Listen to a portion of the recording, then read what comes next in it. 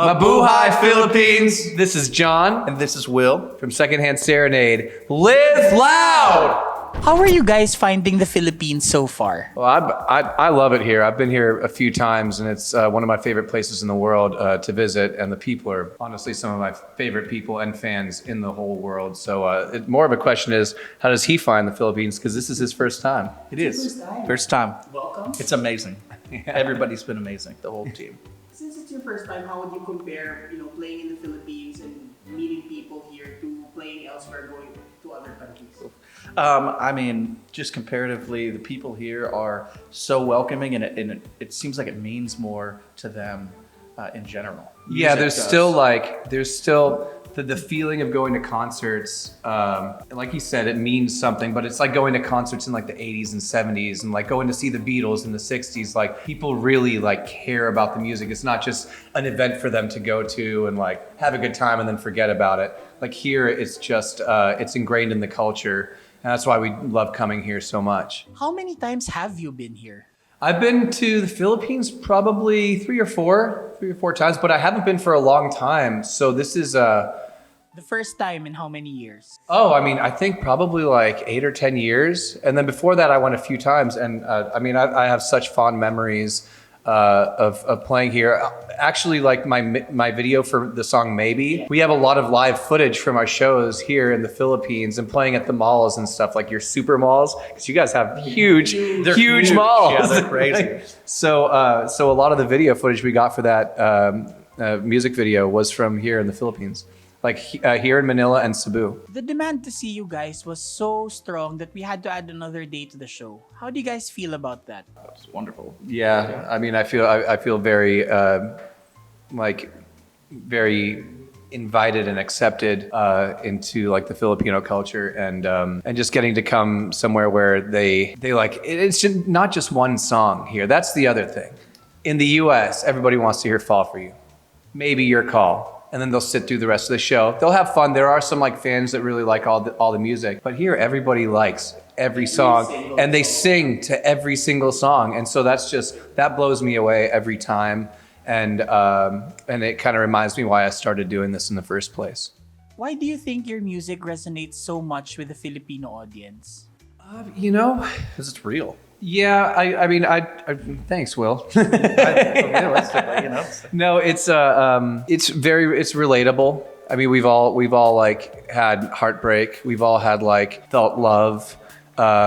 Even whether or not it was reciprocated, it's one of those things that it's just a very universal feeling.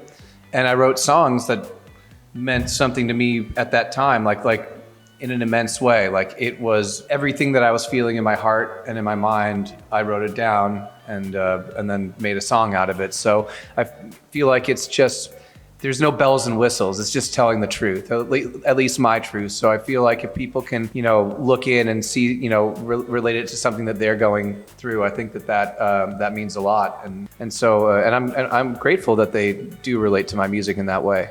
John, I understand you're happily married. Yes, I am happily married. Yeah, very, very. Does being happy affect your ability? I know where you're going with this. Does being happy affect your ability to write songs about heartbreak and sad songs? Absolutely. Yeah, it definitely it affects my songwriting in some ways. There was a while I was writing happy songs. I'm like, I can't do this. This isn't me, and like, but the fact is, just because, we're in a happy marriage and we have a beautiful baby, little 2-year-old baby named Fender. And so I'm very in a great point in my life, but that doesn't mean we still don't have our share of like disagreements and fights. That doesn't mean I still don't feel stress in my life, because I do, and it's a reality. And sometimes people are depressed, and sometimes people are sad. I'm not an exception. I feel all those feelings, even when I'm in a very good point in my life, and I feel happy and fulfilled.